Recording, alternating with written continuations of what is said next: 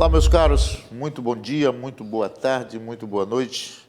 Que bom estarmos juntos outra vez nesse projeto de Escola Bíblica Dominical, um projeto esse que tem o apoio do ITEC, Instituto Teológico da Educação Cristã, da Assembleia de Deus, da ADC Educacional, ADC Educacional, e também do nosso amado Departamento de Escola Bíblica Dominical. Que bom que nós estamos juntos, independente do horário que você nos assiste. É sempre bom salientar que você é um arauto de Deus. Você é um daqueles escolhidos e que investe num dos ministérios mais promissores da seara de Jesus, que é o ministério do ensino, o primeiro ministério que ele exerceu aqui na terra, quando, ainda aos 12 anos, pregava, discutia, debatia com os sábios, com os sacerdotes nas sinagogas. Isso não é pouca coisa para uma criança, né? Jesus, então, com 12 anos, já estava ali atuando no seu ministério e no ministério do ensino. Ele debatia e ensinava aos grandes da época. Estamos trabalhando a sala de juvenis, com idade etária prevista para 15 a 17 anos de idade, uma faixa etária onde sabemos que o assédio das questões do mundo secular, o assédio do inimigo, o assédio do diabo é gigantesco. E cabe a mim e a você, através desse projeto, ajudar ao nosso jovem a que ele crie ferramentas, a que ele crie base para enfrentar com galhardia e vencer esses desafios que lhe são impostos pelo mundo. Dito isso, vamos agora direto ao título da nossa lição, a lição do trimestre, o terceiro trimestre do ano de 2023, já se aproxima o final do ano e, quiçá, até lá venha o arrebatamento para que juntos possamos ser assunto ao céu. Conhecendo os fundamentos da fé cristã nas epístolas gerais. E aqui é interessante a gente já começar a trabalhar a lição a partir do título geral. Esses fundamentos da fé cristã é a base através da qual o nosso jovem, eu e você, o adulto, todos nós, dependentes de Cristo Jesus, temos argumentos e motivos para recusar as propostas do mundo. Esse fundamento é que fortalece, esse fundamento é que nos deixa em pé, esse fundamento é que nos faz permanecer íntimo de Cristo. O título específico da nossa lição: Cristo entende você. E aqui, amados, também já é uma grande notícia, uma grande novidade, uma grande boa notícia: Cristo entende você. Cristo me entende, Ele sabe a dor que nós passamos, Ele sabe o nosso sofrimento. Nós vamos discutir isso no decorrer da lição, mas já trabalhe no título, já dê uma avançada para o teu conteúdo da tua lição, dizendo que Cristo entende você, entende a todos que dele se aproximam. Por quê? Porque Ele veio aqui e Ele padeceu as nossas dores como 100% homem. Ele, enquanto aqui esteve conosco, abdicou da sua deidade. Ele continuou sendo Deus, mas não exerceu os poderes de Deus aqui na terra, para poder, com isso, através desse ato de humildade, ser capaz de entender o sofrimento do homem e o que motiva o homem a ser tão fraco em sua existência.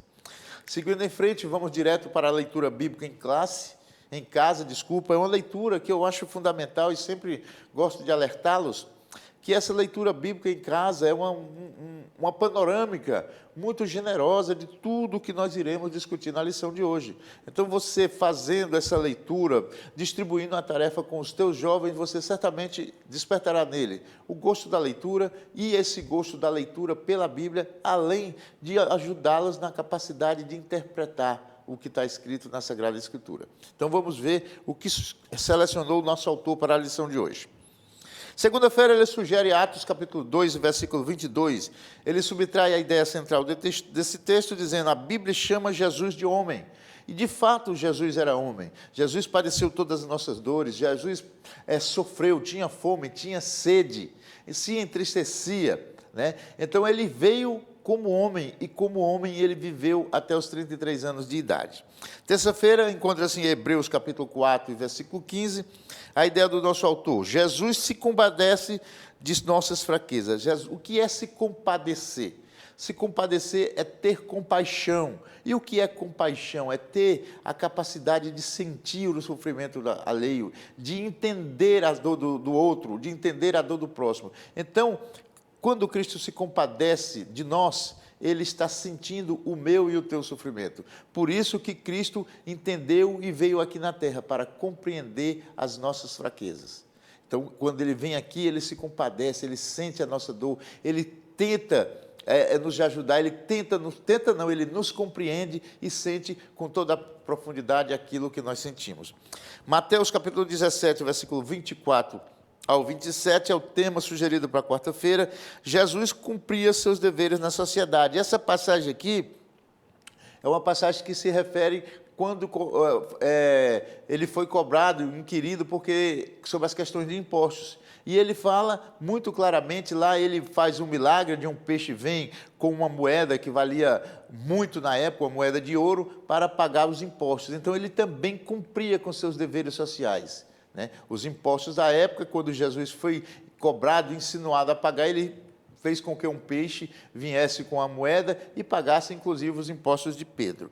Mateus capítulo 4, versículo 2, João 19, 28, é o que sugere o nosso autor para quinta-feira. Jesus sentia fome e sede, é o que falamos. Como Jesus veio no seu papel de homem, como Jesus veio para sentir as nossas dores, como Jesus veio para sentir o que o homem sente, ele naturalmente sentia fome, sentia sede e cumpria todos os rituais do judaísmo da época. Sexta-feira, Marcos 3, 5 e João 11, 35.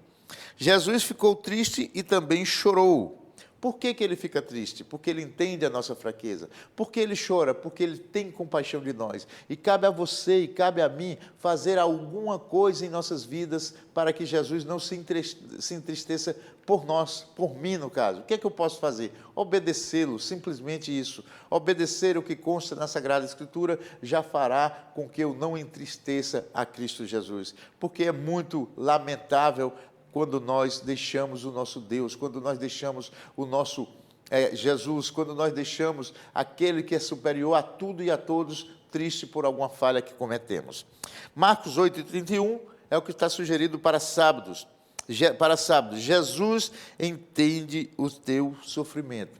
Ele veio aqui, ele padeceu, ele sofreu muitas dores. E por isso, ele mesmo, enquanto Deus, veio no seu papel de homem, e aí sentiu todas as angústias que nós sentimos. Sentiu a dor do sofrimento físico ali, quando foi para o Calvário, sentiu a dor da morte, sentiu a dor de sofrer por aqueles que ele amava.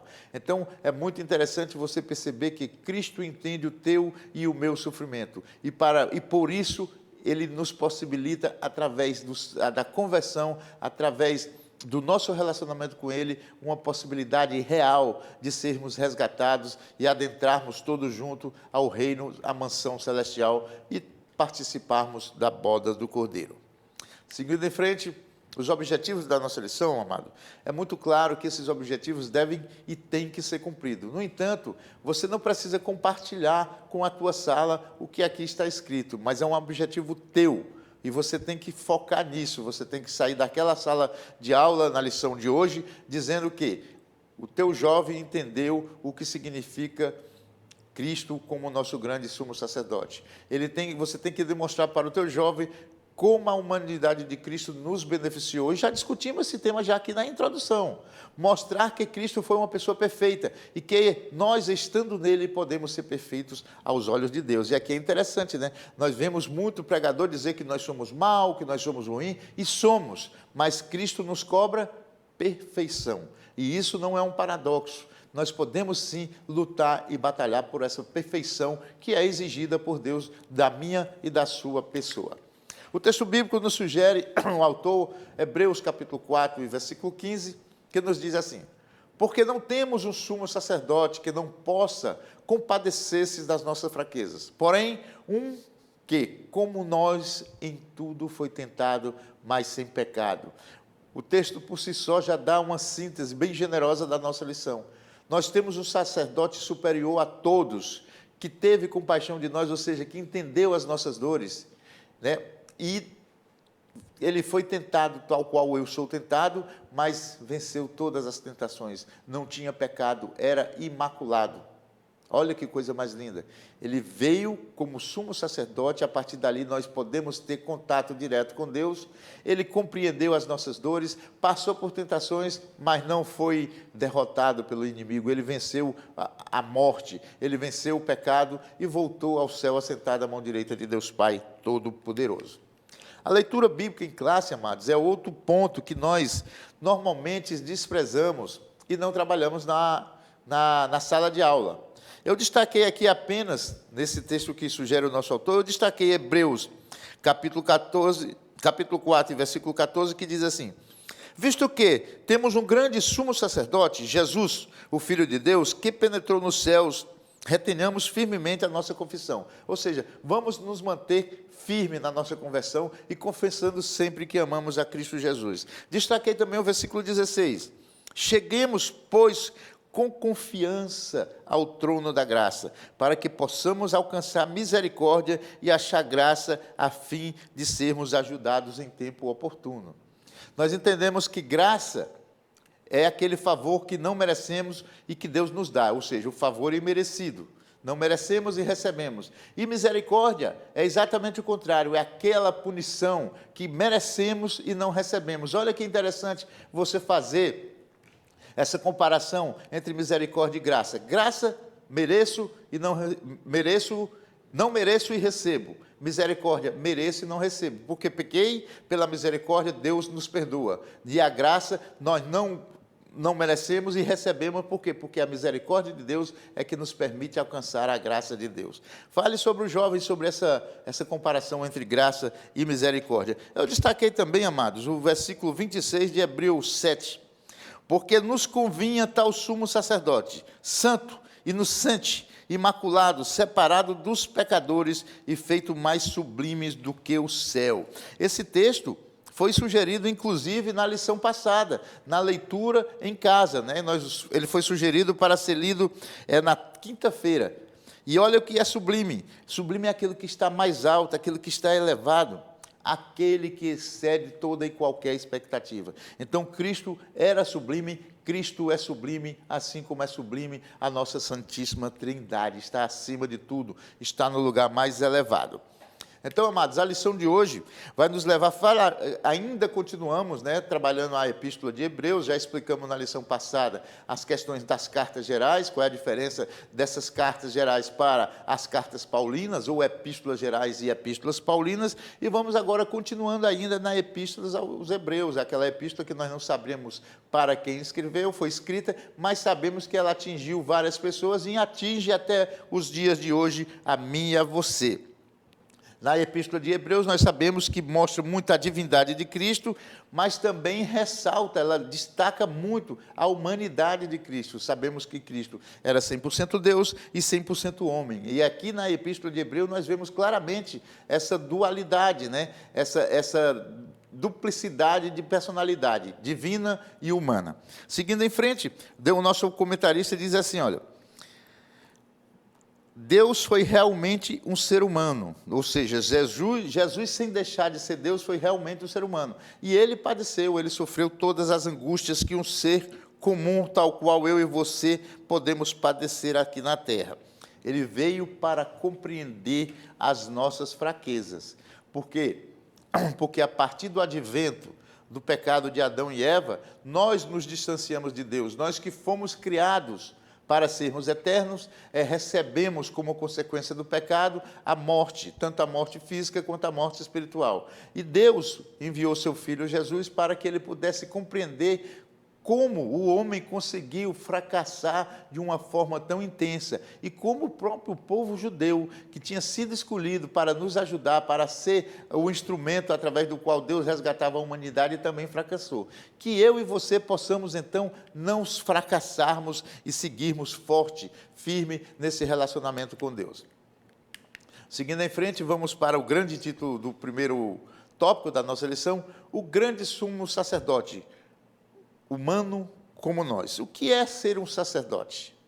Um sacerdote, ele é aquele que intermedia o relacionamento entre o homem e o Deus, entre o homem e Deus. Era uma coisa muito importante, um cargo muito importante no Antigo Testamento. Por quê? Porque antes do advento de Cristo, nem eu nem você podíamos ter contato com Deus, senão pelo sacerdote. Né? Existia sumo sacerdote lá naquela época, como Melquisedeque, que era o maioral, o grande sacerdote, como podemos dizer, o chefe de todos os sacerdotes, o sumo, o principal sacerdote. Né? E Cristo é o principal sacerdote que tem. Por quê? Porque não precisamos mais do sacerdote humano para ter contato com Deus. Precisamos de Cristo, e através de Cristo que veio aqui, sentiu a minha e a tua dor, nós podemos ter esse contato com Deus. Por quê? Porque Cristo intermedia, Cristo faz a ligação entre você e Deus, entre mim e Deus. Então, no judaísmo antigo, tinha a figura do sacerdote. Com o advento de Cristo, Cristo substitui todos esses sacerdotes e passa, através dele, levar o meu contato com Deus. Através de Cristo, nós podemos chegar ao contato com Deus. É tanto que na Bíblia diz que ninguém chegará ao Pai senão por mim. Cristo falando isso. Então, o sumo sacerdote é o maioral, é o maior de todos os sacerdotes.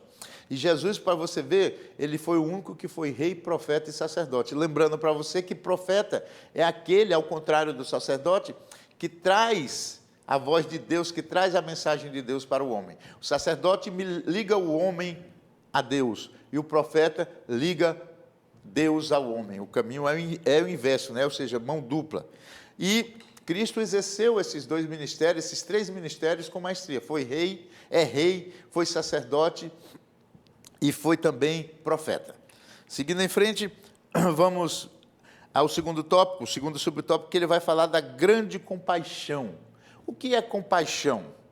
Compaixão é sentir a necessidade do outro, é sentir o sofrimento do outro, é sentir a dor do outro. E Cristo, mais do que ninguém, em sendo homem aqui na terra, entendeu e sofreu e padeceu as mesmas dores do homem. E essa era a missão também de Deus, de Cristo, vir aqui para sentir as nossas dores, para sentir o nosso sofrimento. E por isso que Deus, que Cristo, tem compaixão de nós, porque Ele, enquanto homem, viveu e sentiu todas as dores, todas as tentações que o homem teve, que o ser humano tem comumente. Ele não cedeu à tentação do inimigo, mas ele sentiu dor, ele sofreu, ele se entristeceu, como vimos na nossa leitura bíblica em classe. Veja a importância da leitura bíblica em casa, desculpa. Nós já estamos discutindo temas que já falamos na abertura da nossa lição. O terceiro subtópico é o trono da graça. E nesse trono da graça, o nosso autor diz assim, olha, não tenha medo de se aproximar do trono da graça. E eu digo também que não devemos ter esse medo, porque se temos Cristo Jesus, podemos nos aproximar do trono, porque do trono receberemos, no trono, quando estivermos lá, receberemos a nossa, digamos, sentença, estaremos salvos ou não. Se você está em Cristo Jesus, vá sem medo, porque você vai receber a grande notícia de que você está com seu nome escrito no livro da vida e que terá tendo a oportunidade de adentrar ao reino e de, junto com Cristo Jesus, participar das bodas do Cordeiro, né? Então, no trono, nós receberemos a notícia da nossa absolvição. E também alguns receberão a notícia da sua condenação. Cabe a mim e a você fazermos algo, tomarmos uma atitude forte e poderosa de continuar servindo a Cristo Jesus. O segundo subtópico, ele foi humano como nós. Já discutimos também essa questão na nossa introdutória, na nossa leitura bíblica em casa, e lá em Hebreus diz assim, olha, que nos convinha que Cristo viesse a padecer por nós. E o que é? Porque nos convinha? Porque era necessário, porque se fazia importante, era o único caminho, a única maneira. Era o momento apropriado para que Deus enviasse o seu Filho para o nosso resgate. Por quê? Porque Deus tinha escolhido o povo judeu estava fracassando, estava entrando num momento de idolatria muito grande, muito acentuada, e Cristo veio para esse resgate. E a partir dali, eu e você, que não somos judeus, passamos também a ter a possibilidade, passamos a ter o benefício da graça de Cristo. Olha que coisa mais linda. Cristo veio como humano, veio para padecer por nós, veio sofrer por nós e abriu as portas do reino para que eu e você pudéssemos juntos adentrar e lá comemorarmos com Ele. Então, Cristo veio e a partir da sua vinda, Ele Ele substitui todos os outros sacerdotes. A partir daquele momento que Cristo veio, não precisa mais de ninguém para intermediar o meu contato com Deus. Eu tenho contato direto com Deus. Você tem contato direto com Deus. Cabe então, para tanto, que nós sejamos o mais obediente que nós podemos ser, para que nós possamos ter um trânsito livre e conversarmos com Deus a toda hora que quisermos, e conversarmos com Cristo a todo momento, e que o Espírito Santo se faça presente na minha e na tua vida a toda hora, a todo instante. Olha que coisa mais interessante, que coisa mais linda. Cristo veio e nos abriu a porta para o relacionamento com Deus. Por quê? Porque esse relacionamento foi rompido lá com o advento do pecado. A partir de Cristo Jesus, eu e você podemos sim voltar a nos reconciliarmos com Deus, a termos o ministério da reconciliação, que é o ministério mais importante na vida de qualquer um, é reconciliar-se com Deus. Os outros ministérios são consequência desse. Quando eu volto a ter intimidade com Deus, abrem-se as portas para que eu possa ter ministérios diferentes. Lembrando para você que ministro é servo, ministério é serviço. Então, se eu sou ministro de Deus, eu sou um servo de Deus. Se eu tenho um ministério de Deus, eu tenho um serviço que Deus me deu para executar aqui na terra. Lembre-se disso. Tá? O ministro não é essa coisa pomposa que todos falamos aí, um cargo acima dos outros. Muito pelo contrário. O ministro, ele é servo, e ele é servo, ele tem que obedecer. Então, que eu e você possamos ter consciência de como o próprio Cristo veio aqui para ser servo. Ele se sacrificou, ele se doou por mim e por você. Precisa mais do que isso para mostrar que ele era servo? Enquanto rei, ele foi servo. E eu, enquanto criatura, enquanto ser comum, tenho que ser servo e servo de Deus. Vamos seguindo em frente, entendendo claramente aqui, amados, nesse bloco, que quando Cristo se sacrifica por nós, ele abre a porta total do céu para que eu e você possamos adentrar a esse glorioso espaço, a esse desejo que todo crente deve ter, realizar esse desejo. Mas, para tantos, temos que obedecer. Lembrando que a humanidade de Cristo, que é o terceiro tópico, né, que a humanidade de Cristo era perfeita, porque ele não se submeteu às tentações que lhe foi imposta pelo diabo. Jesus, o perfeito, é o primeiro subtópico. E aqui mostra claramente que Jesus veio, que ele padeceu, que ele sofreu, que ele sentiu dores, que ele se entristeceu, que ele foi tentado e que ele venceu todas essas tentações. Lembrando que é muito comum nós escutarmos, já falei isso na nossa lição de hoje, as pessoas falarem da impossibilidade de nós sermos perfeitos. No entanto, o próprio Cristo, né, o próprio Deus, quando chama Abraão, ele diz, vai ser de perfeito. Existem várias passagens no nosso manual, na Bíblia, que mostram que nós temos que ser perfeitos. E essa perfeição não significa não errar, muito pelo contrário. A perfeição no nosso relacionamento com Deus é tentar ao máximo imitar a Cristo Jesus. É tentar ao máximo fazer o que Cristo fez, no sentido de obedecer, no sentido de reverenciar, no sentido de estar na dependência de Deus. Essa é a perfeição que é sugerida e exigida por Deus para mim, para a tua pessoa, para a humanidade de uma forma geral. Enquanto o ser humano tiver nessa de achar que ele não é perfeito, ele, ser humano, não é perfeito, e por não ser perfeito, ele desistir dessa perfeição, por mais paradoxal que seja, eu não sou perfeito, desisto da perfeição por não ter ela no meu coração, mas eu tenho que ter no coração o desejo de tentar ser perfeito.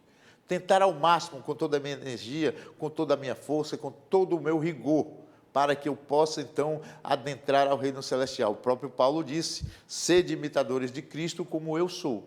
Então, se você é imitador de Cristo, você está buscando a perfeição. E se você está buscando a perfeição, isso muito agrada a Deus. E a perfeição em relação a Deus é você buscar um estado de santidade, um estágio de pureza, que é outra coisa que os pregadores falam, que o ser humano é mau. É mau sim, mas dentro do nosso coração existe a centelha da bondade. Cabe a mim e a você desenvolver essa centelha para que ela se transforme numa chama que não possa nunca ser apagada. E só será chama se eu tiver no meu coração a intimidade e o desejo de agradar a Cristo Jesus.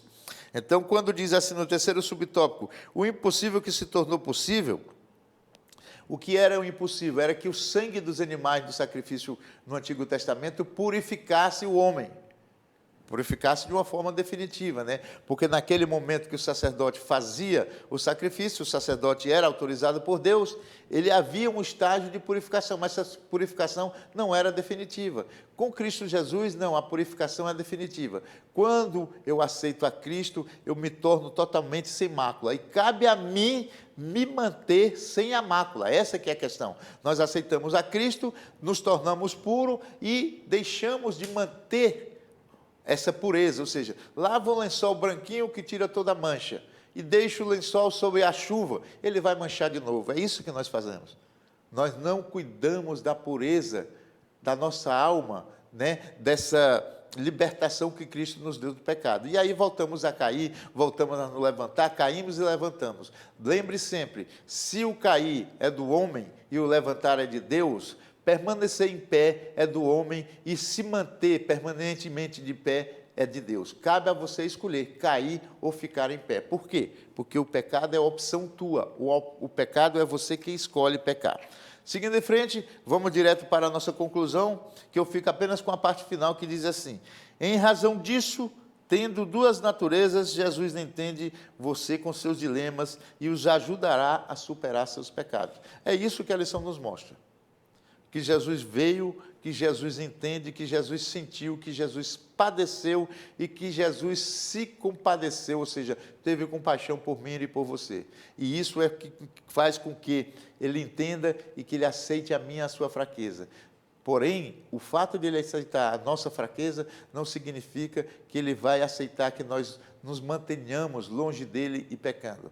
Então, que você possa, a partir dessa lição, entrar no estágio de buscar santificação, de buscar separar-se para Cristo, de buscar estar distante do pecado. Dito isso, encerro a nossa lição de hoje, desejando a você uma belíssima aula e um forte abraço na paz do Senhor Jesus.